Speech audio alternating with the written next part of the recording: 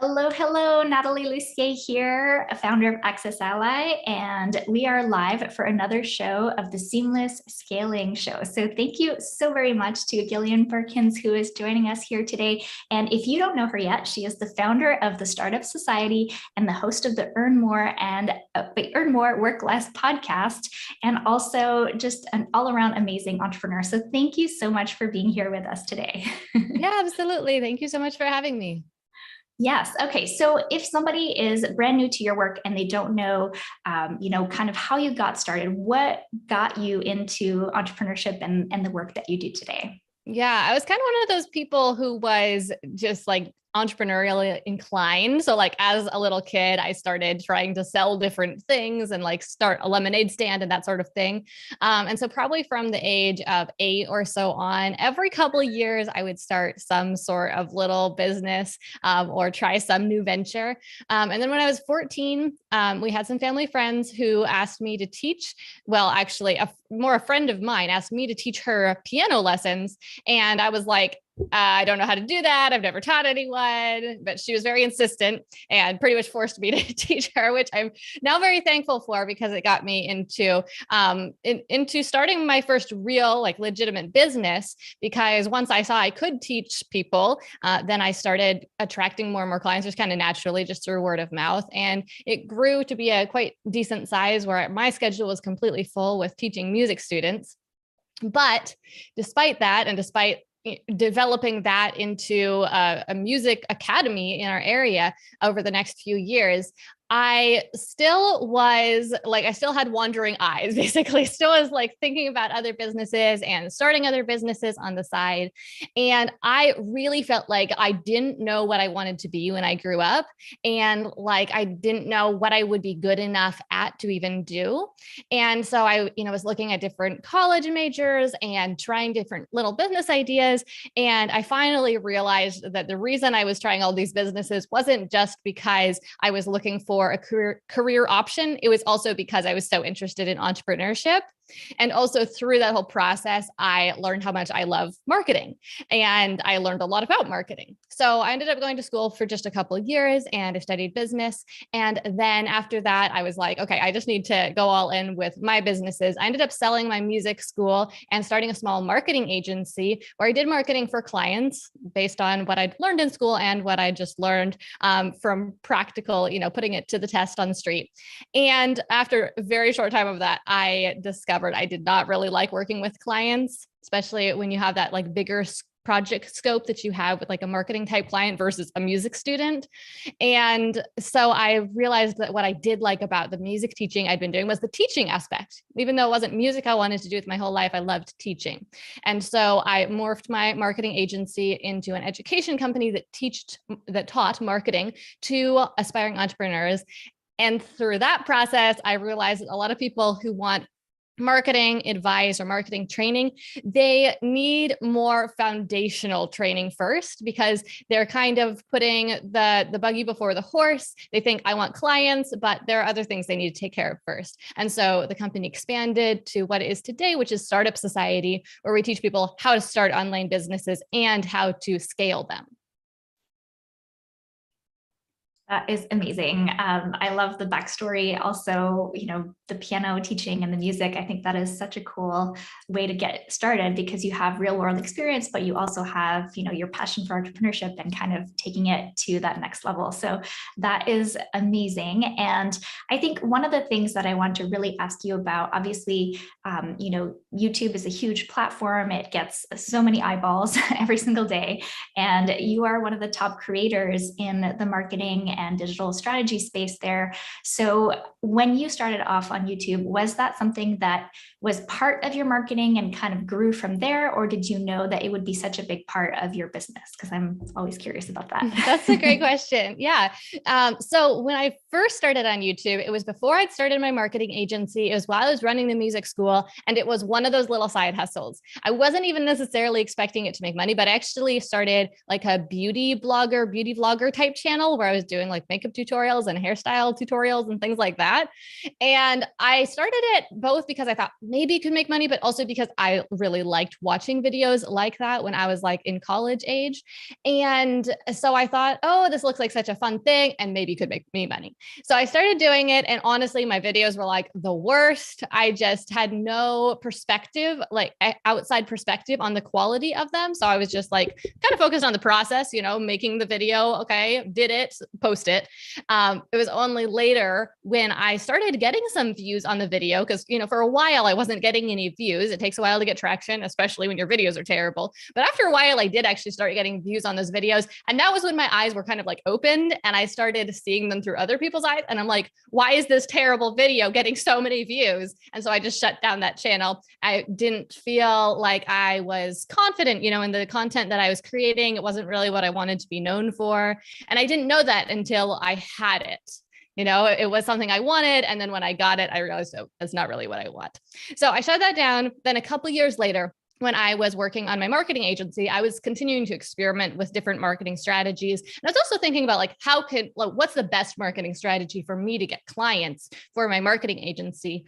And I became really aware of the problem of visibility or lack of visibility and how it doesn't matter how good your sales system is. If you don't have leads coming into the top of your sales system, then you're not going to be converting anyone. And so I was like, what could I do to get visibility? I could pay for ads. I could put up a billboard, I could do these different things. Oh yeah, YouTube. And I just remembered that even when I was making terrible quality videos, I was able to get a lot of visibility on YouTube relatively easily. It took a little bit of time and it took figuring out kind of how the algorithm worked, but eventually it paid off. And I thought, man, if I make better quality videos, and I'd continued to watch YouTube that whole time, of course. And so I just noticed this trend that it was hard to find a creator who was making good quality videos who didn't have a quickly growing channel. Pretty much if someone made good quality videos, then even if their channel was small at first, it would start growing quickly or it was already, grown and large. And so I thought, okay, so all I need to do is learn how to make good quality videos. And then I'd also been spending several months with the marketing agency and with my small team there, studying the YouTube algorithm, figuring out like what different factors really made videos perform well on YouTube. And so with that knowledge and then a higher dedication to quality, I launched a business and marketing focused YouTube channel. And that channel took off practically overnight. Within 3 months, I had over 1,000 subscribers. I got my first paycheck for, I think it was like $103, which of course isn't very much, but it snowballed really quickly. And my audience size doubled every month after that. So after 3 months, I had 1,000 subscribers. 4 months, I had 2,000. And then 5 months, I had 4,000. And it just kept doubling every month until I got to about 16,000. And then I just kept adding about 10,000 per month. And it's been really steady like that ever since. And the paychecks kept climbing too. I think after I'd been on YouTube for about 6 months, I think I was earning about $1,000. And then after I'd been on there for 9 months, my husband completely quit his job. And I really cut back on on the client work I was doing. And it was a whole thing. We sold our house. We went to Europe because we had sold our house and we were just living off the YouTube income and the small amount of client work I was doing. Even though it wasn't that much yet, it was growing so quickly and it was enough even after just 9 months that we could live on it. I love how quickly things happen. And it was your research ahead of time and then also your dedication to really making quality content. I think that is what sets you apart on YouTube. So I love that. That's kind of the secret sauce, right? Of really getting that going. So that's really cool. And one of the things I think people don't realize is that, YouTube itself is your marketing, right? Because people find you through it. And then they also go into your funnels and all the other great things that you have going, but it pays you as well, which I think is kind of one of the cool things about the multiple streams of income that you have going. So how would you recommend people thinking about or planning their multiple streams of income? So if they only have one thing right now, what would you recommend for them to start ramping up multiple of them? Well, I love that you point out, that YouTube pays me as well. and it's my marketing. That's something I love to point out to people all the time, that I would happily make YouTube videos for free, just for the visibility, just for the exposure that they give me, for the new clients that they attract. But the fact that YouTube pays me is just this really nice bonus. Like, don't tell YouTube, right? Because I definitely want them to keep paying me, but I would do it even if I was doing it for free. So if someone's thinking about planning for creating multiple streams of income, the most important thing, I think, is just that they choose one thing to work on first, or one new thing to work on first, and that they go all in with that new thing. Both when I was first trying to start my business, not making any money yet, and even today, whenever there's something new that I want to try, if I just dabble in it, if I'm like, oh, we'll try these 3 new marketing strategies right now, it never works out. If I'm just like, oh, I'll just delegate this thing to someone on my team, they can figure it, never works, right? It doesn't work unless I put all of my attention on that thing. It doesn't have to be all of my working hours, all of my time, but all of my attention. I need to be focused on one thing. And that was definitely something I saw really strongly at the beginning, when I had been working on my business for 2-3 years. And when I say working on my business, I was putting in 20 plus hours a week, but I wasn't earning any money from it. A lot of it was research. Some of it was networking. A lot of it was posting on social media. Some of it was like writing blog content. And I had these products for sale on my website. Nobody was buying them. And so it was really frustrating, of course, to be putting that much time into the business and not making any money. And as I said, I was posting on social media. So I was on several different platforms, trying to post, trying to, grow my audience. Wasn't working. And it wasn't until I decided, let's try YouTube and let's just go all in with YouTube. It seems like a good strategy. None of this other stuff is working. So I'm going to completely stop posting on Instagram, stop posting on Facebook, stop everything else. It's not working anyway. Let's just go all in with YouTube. And for 3 months, it was my main focus. I made it a priority every single Monday to sit down and film 2 videos, whether I felt like it or not. That was my top priority. And everything else fell into place throughout the rest of the week. I still got everything else done, but just making that my first priority made sure that that was where my attention was. That was where my focus was. And that definitely got done. And that was when things finally took off, both my YouTube channel and my business, really. I love that focus thing because, we all have shiny object syndrome. We all have so many opportunities and new platforms to check out, and we can get spread way too thin. But I love that you said, hey, I'm just going to focus on this and really make it work before I try anything else. So I love that advice. And I think, it's the same goes for new, I'm going to launch a new product. Make sure your current product is selling really well before you launch your second one. I think that's a good piece of advice for people too. And it's a little counterintuitive, isn't it? Because if you're thinking about I want to develop multiple streams of income, a lot of people think obviously things take time, so I should get them all started and then work on growing them. But the problem is just when we spread ourselves in all the different directions, we make so much less progress in one direction. Even if we're moving 10 feet in all the directions, we could be moving 100 feet in one direction. And a lot of the time it's so hard to just get the momentum you need to turn something into a success, that if you don't increase that momentum with one thing, then you're never going to get that traction and make some real progress. Absolutely. I think it's the whole idea of gridlock in traffic, right? So if you have 40 cars on a road and they can't move, but if you only have 2 cars, they can definitely move. So it's kind of, if you only have 1 or 2 projects going, then it's a lot easier to get them completed all the way, as opposed to just trying to jam everything at the same time. So thank you for sharing that. That's super insightful. So one of the things that you have is obviously your podcast as well. So when you thought about, creating your podcast, you also had your YouTube channel. Obviously you have your website, you have a lot of things going. So how would you recommend people think about a podcast versus YouTube? How should they maybe make that decision if they don't have something super strong going yet? Yeah. So I'll start by just saying I have a podcast episode and I think also a YouTube video about exactly this topic, which should you choose, podcast versus YouTube, pros and cons of each. So if you want to know more about this, you could Google podcast versus YouTube, Gillian Perkins, and you'll find it. So first of all, I'll tell you about kind of my philosophy or strategy when I started my podcast, because on the one hand, I was already on YouTube. I already had a big, successful channel and was getting a lot of traffic from there, why spread myself thinner, right? And add more work to my plate when a big part of my brand is working less? Why would I do that? What was the strategy behind it? So what I wasn't doing was trying to add another traffic source. It can be great to add more traffic sources, but that wasn't the point for me. The point for me was a different part of my funnel. So I had lots of people coming in the top, but somehow I needed to convert them into customers. And that was kind of a weak area in my business, those sales systems. And so I needed to figure out ways that I could talk more to my leads and warm them up and make them more interested in buying the products. And so I added that podcast into that middle part of the funnel to do exactly that, to educate my prospective leads and move them closer to the sale. So that was my strategy for starting the podcast. Now, if someone is trying to decide between a YouTube and a podcast, it depends on what they need, right? Do they need visibility? If so, YouTube is the way to go. Podcasts aren't that great for visibility. It's kind of hard to get traction with them, hard to get the word out. There's not a native algorithm or an ecosystem the way that there is on YouTube, where you've got the search and the suggested videos on YouTube.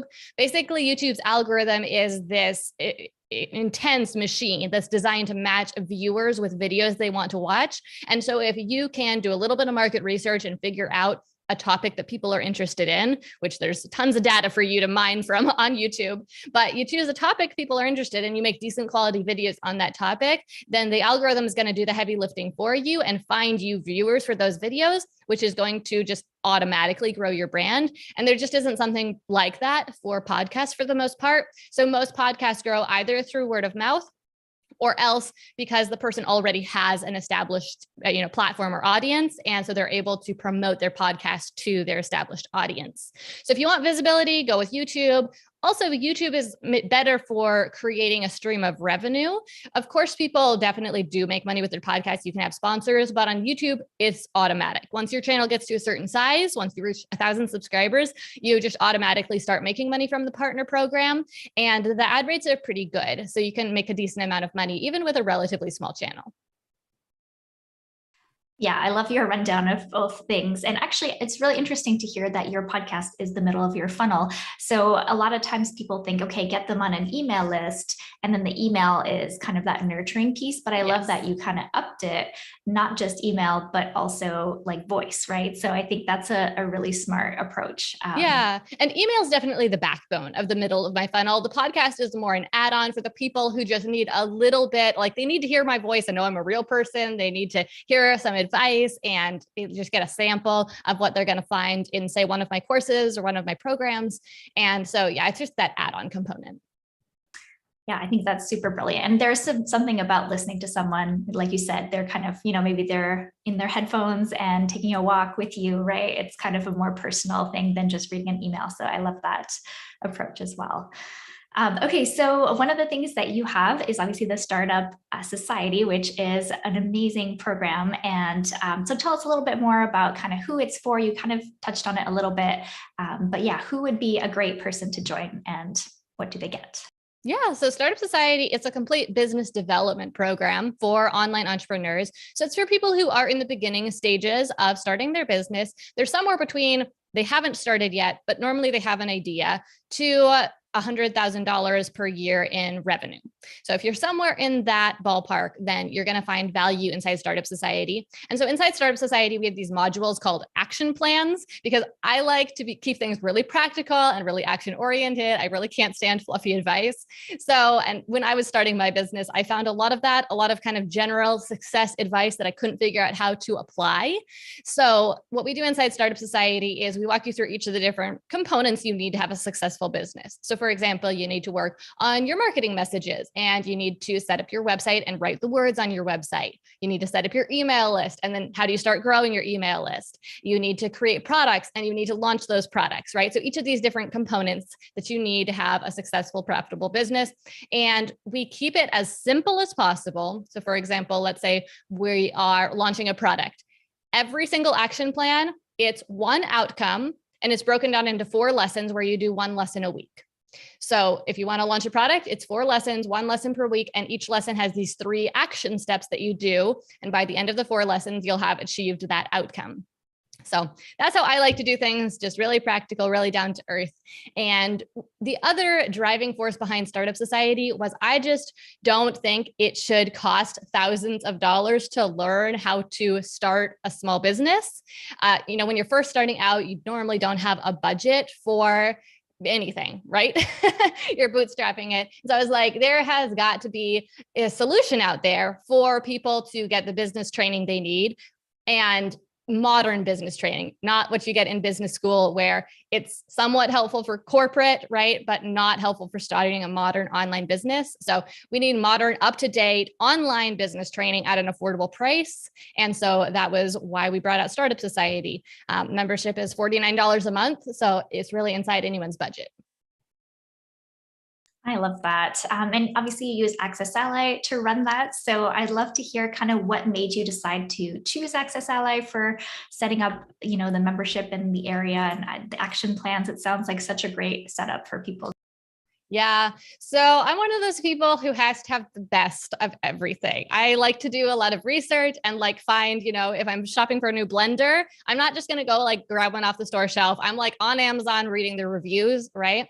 I homeschool my kids, and I don't choose one curriculum and just okay, everything Abeka or something like that. One curriculum, right? I shop around and I find the best math curriculum for that child and the best math curriculum for that child.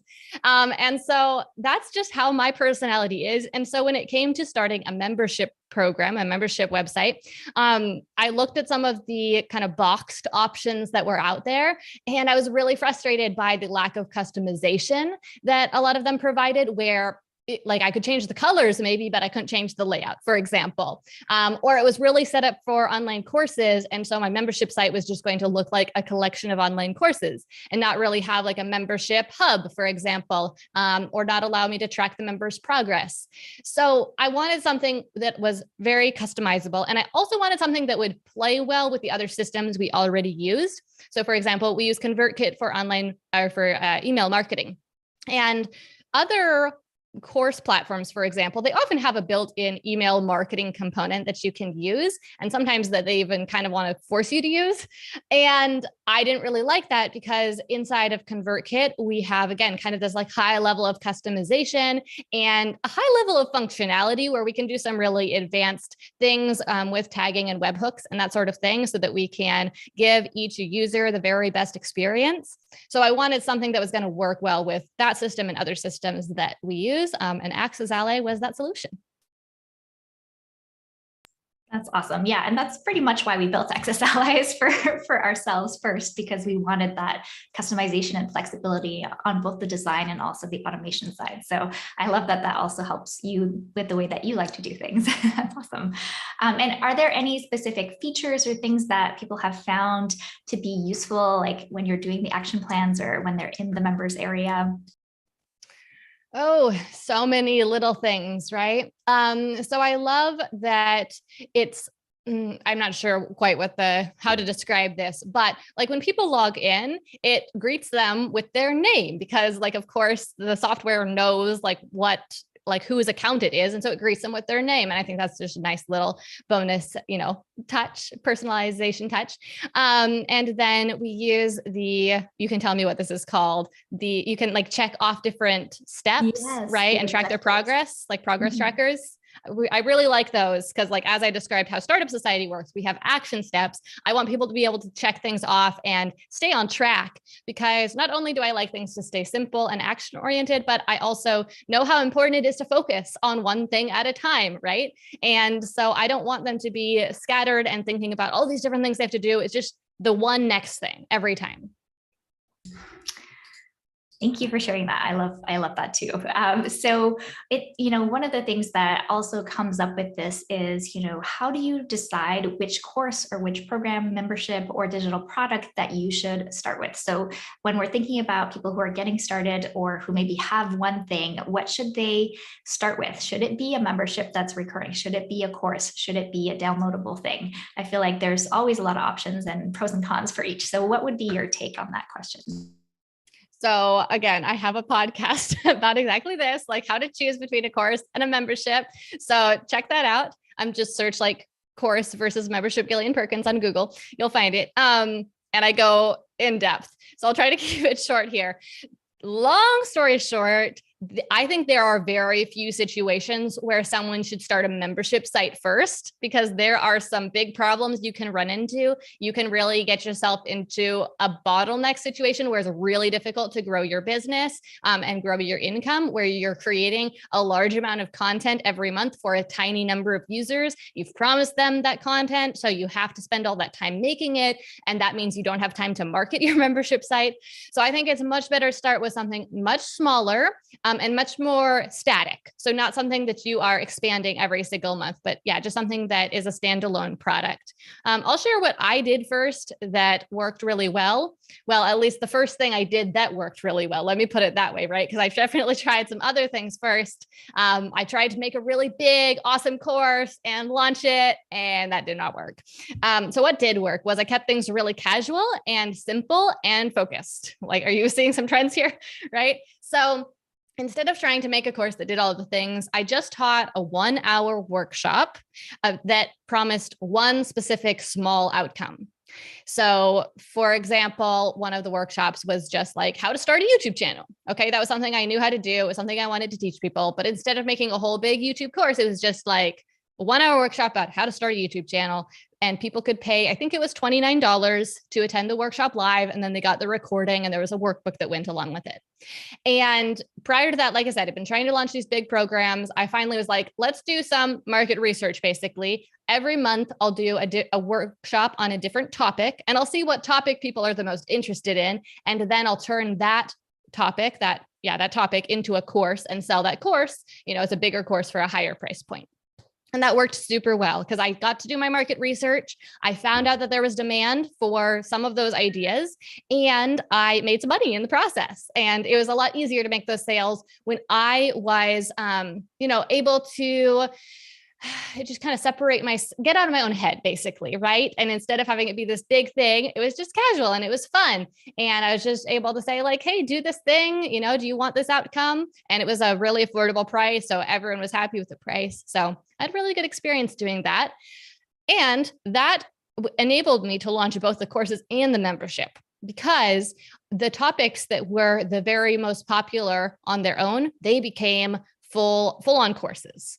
But all the other topics that were these business topics, that was the foundation for my membership site content. At first, I just did these live workshops every month for the members. This was like 4 years ago now.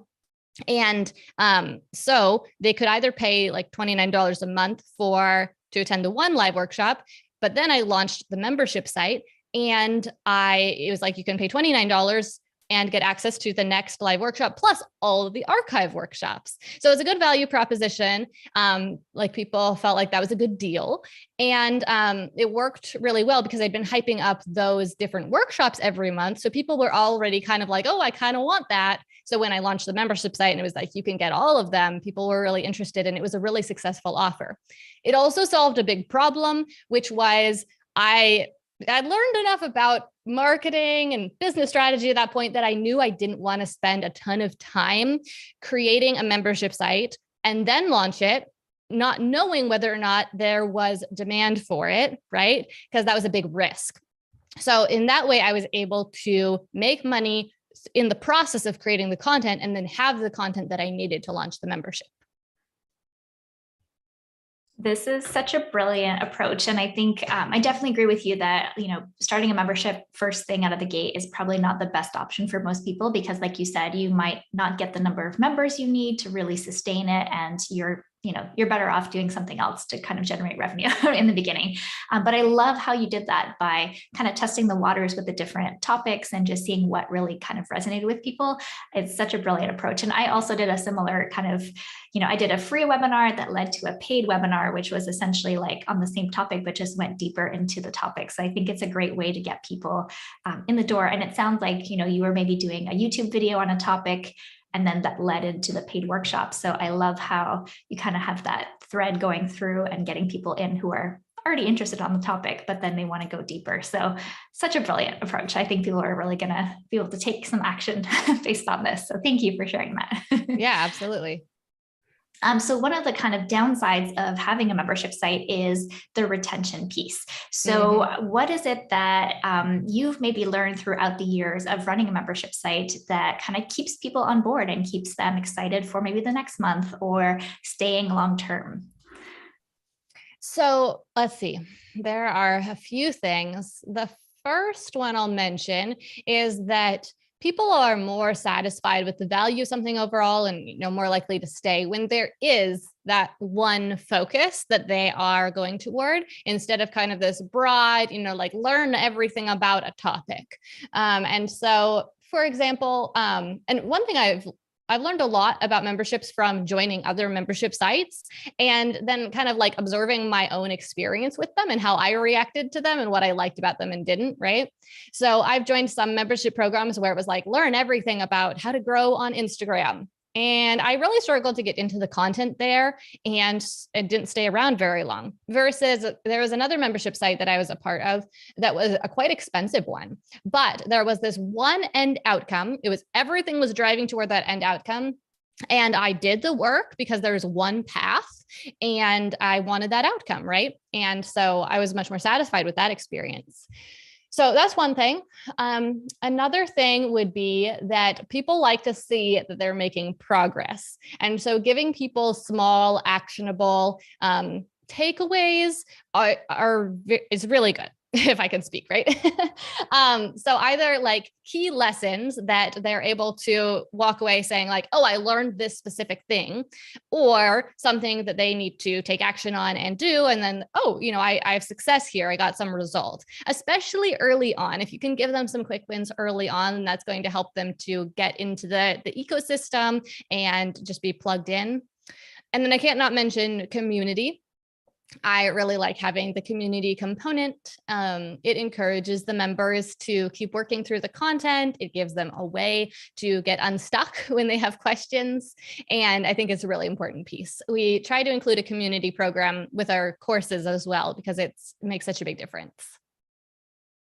Yeah, I agree. The community piece is huge. And it also takes a little bit of the pressure off the person who's creating the content to always have the answers. So I think that's awesome. So one of the things you just mentioned is obviously you have courses, you have a membership. Is there a flow that you kind of recommend people to go through? Do they start with courses, then go into membership? Do you kind of cross-sell or upsell, or how do you think about those things? Yeah, that's a good question. I could probably be even better at this. So we have a suite of 3 courses that lead one into the next. So it starts with our program, Validate, and that's where people validate their business ideas. They do market research, they beta launch it. Then that leads into a second course called Set Up Shop that is just about like getting all the admin stuff you need to get done to have an official business, like registering your business name, setting up your website, all that stuff that doesn't make you money, but it has to get done. So we just kind of like rush people through that stuff because it's just boxes you have to check off, right? And then there's a third course that's called 100K Mastermind, and it is launching later this year. And it'll be kind of a hybrid between a course and a membership site, because it's a process that takes people a longer amount of time. We want to provide people with ongoing support and community, and a higher level of that than you have with a shorter course. So we're going to launch that as a membership essentially, but at a higher price point. And so that's going to guide people to build the systems to have evergreen sales funnels in their business, to take them from occasionally, randomly earning money, right? Earning $100 here, $1,000 there, to instead seeing consistent income each month with recurring revenue. So that's what the flow with the courses is. And then we have Startup Society. And so Startup Society, like I said, it's this business development program, walks people through all the different aspects, but it's very self-paced, which is the difference between the membership and the courses. Very self-paced. Now, I push people along with like, do this, then do the next thing, then do the next thing. And so there's a focus and there's a path, but there's no schedule. So some people do an action plan every week for 12 weeks, and then their business is all set up. Other people will do an action plan over the course of like 2 months, and they just do it very slowly because it's quite a side hustle for them and they have a busy life. And that was another thing that I wanted when I created Startup Society, was I wanted something that was really modular and really flexible and fit into people's schedules.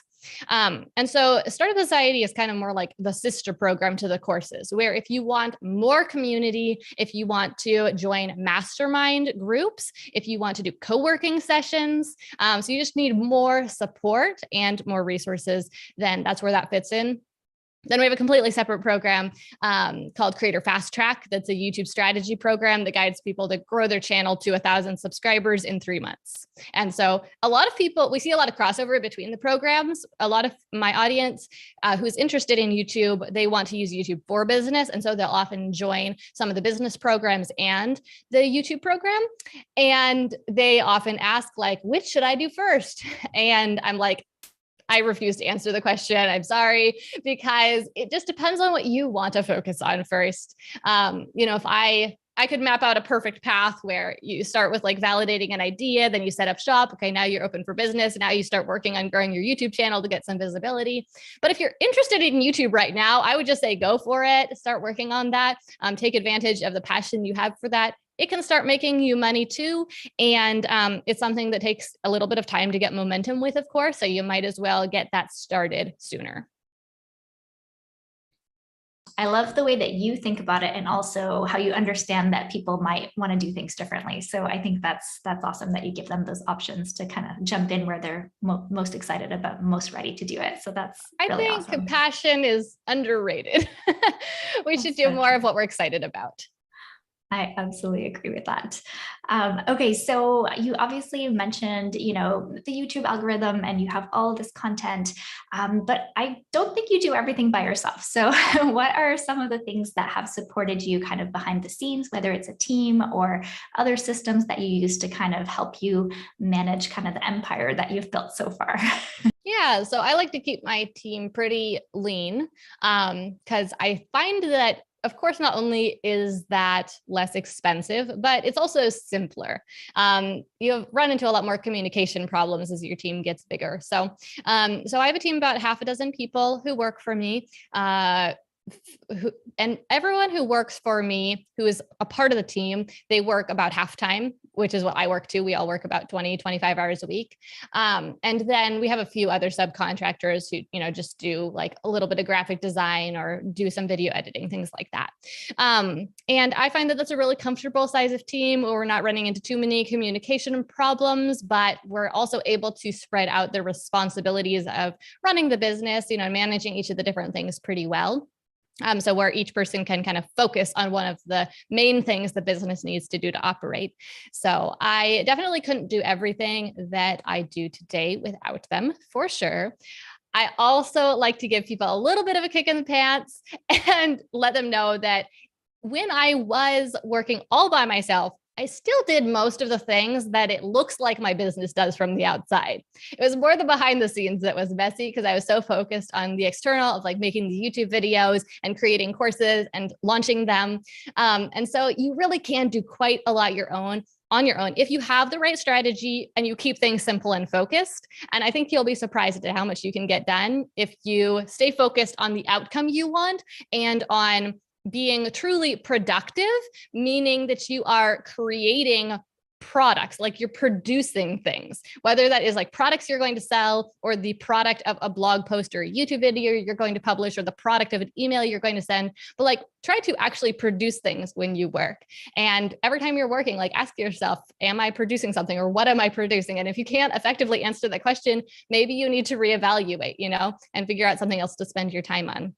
So anyway, that was kind of a tangent, but so my team is really helpful for especially doing all the things I'm bad at, because there are lots of things I'm bad at. I am bad at anything that bores me. I have a kind of chaotic personality. I think I like to do things spontaneously. That's where I find the most energy. And so all of the things that are like record keeping or tracking different things or just keeping things organized, writing SOPs, all of those sorts of things, I just procrastinate on and don't get done, or else I do them, but they drain my energy. And so having a team who can do those things and also keep up with like customer service and helping to manage communities, and of course, all the tech things that are just time consuming, right? I actually enjoy doing tech things, but they're time consuming. And so being able to delegate to them is really helpful. The other thing that helps me get everything done is systems. So we've got systems for just about everything. And I like systems, but sometimes they run contrary to my chaotic tendencies. So I like the systems that are running in the background and making sure things get done, versus the systems that are like every day at this time we do this, and then at this time we do this. So like less of the routine type systems, although those are valuable sometimes too, for sure. And like I was sharing when I started my YouTube channel, one of the things that helped the very most was every Monday filming the videos, right? And forcing myself into that consistency. So we have a lot of email automations that ensure that our products are consistently being sold instead of just when we are actively launching. And then, of course, we have email systems that are delivering the products to the customers when they purchase, and using Access Ally, to give them access to their membership so that we're not, sending them things every month, but they just have access to it and we can click a couple buttons and give them access to something new. That's awesome. Yeah. And I'm very similar. I have like ideas and it's like time to do them right away. Whereas the rest of my team is like, okay, like let's have everything like organized, yep. Which is good because I think it balances us out, right? Yes. So we're more of that entrepreneurial, like quick start. And they're like, okay, and what is this going to do in 10 years? So this is at least my husband is that way too. So that's great. Your husband is which way? Oh, my husband is the balance for me. So he's like, okay, what's going to be the long-term implication of doing this? And I'm like, I just want to do it. Yeah. So in my business, I'm definitely the visionary. And so I need that, operations component that's kind of keeping everything running smoothly, right? And thinking about the future. And yeah, because I'm visionary. But in my marriage, it's the opposite. I'm the practical person who's like, we need a plan for this. We need to track things. We need to be organized. And my husband is the visionary. Oh, that's kind of cool though. Yeah. I like how that works. I think he's just even more visionary than I am. So. Right. Okay. So then, yeah, you balance each other out that way. That's good. I love that. And so, yeah, speaking of the personal, you recently moved to the country and you're, potentially going to be starting a farm and you want to move your kids out there. So what prompted some of those decisions? Well, we spend a lot of time at home because I work from home and we homeschool. So I wanted us to have a home that was a space where we could spend all our time without feeling, cramped and getting cabin fever, essentially. So like we used to live in an apartment in the city, and that was totally fine when it was just me and my husband, and we'd work from home, but then we'd go out and do things with our friends. But now we spend so much time at home because we have 4 kids.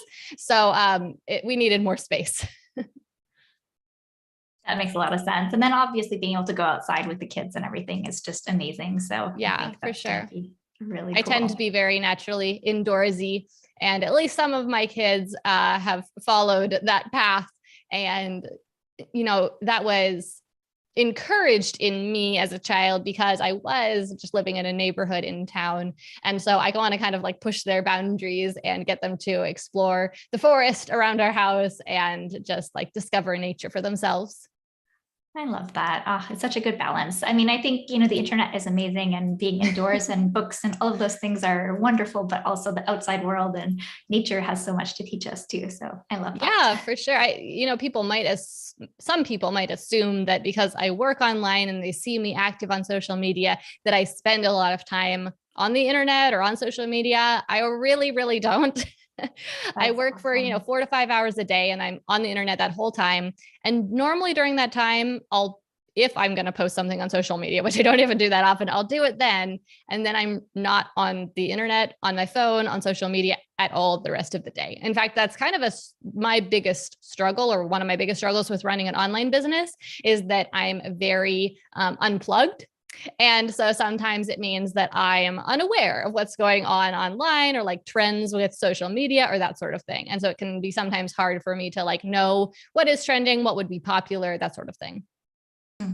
That's really interesting because I feel like I almost feel like not being online is probably your advantage because then you can come up with your own creative ideas and you're not influenced by kind of what's trending necessarily, which it can go both ways, right? It's kind of a double-edged sword, but I think that's actually probably your advantage is that you probably have that downtime. Yeah, I make that choice to do that because I feel like it's a personal advantage. It frees up a lot of headspace to not be thinking about what my competition is doing and that sort of thing. But I don't know if it's a business advantage. I felt like when I was more driven by, like, I saw what my competition was doing, it kind of clued me in on what might be popular and also drove me to be more competitive, which ultimately led to more anxiety personally, which is why I was like, I need to stop doing this, because I'd rather be happy than have more money. You know what I mean? But I'm sure that you're right to some extent, and that it is helpful in some ways, and it frees up, different, like, it makes my mind more relaxed, if nothing else, which does open up creativity, right? When we're tense, it's hard to be creative. Yeah, 100%. And also when you have to be on camera and all of that, I feel like you have to have good energy, right? And which I think you do. So I think that definitely comes through. So thank you so much, Gillian, for coming on to the Seamless Scaling Show. I think you've given everyone so much insight into what's working. And obviously, if people want to learn more from you, definitely go and head over to gillianperkins.com. Check out her YouTube channel, her podcast, all of those great things that we talked about today, and the Startup Society too. So thank you so much for being with us on live. Well, thank you so much. This was wonderful. All right, we're no longer streaming. Click all the buttons.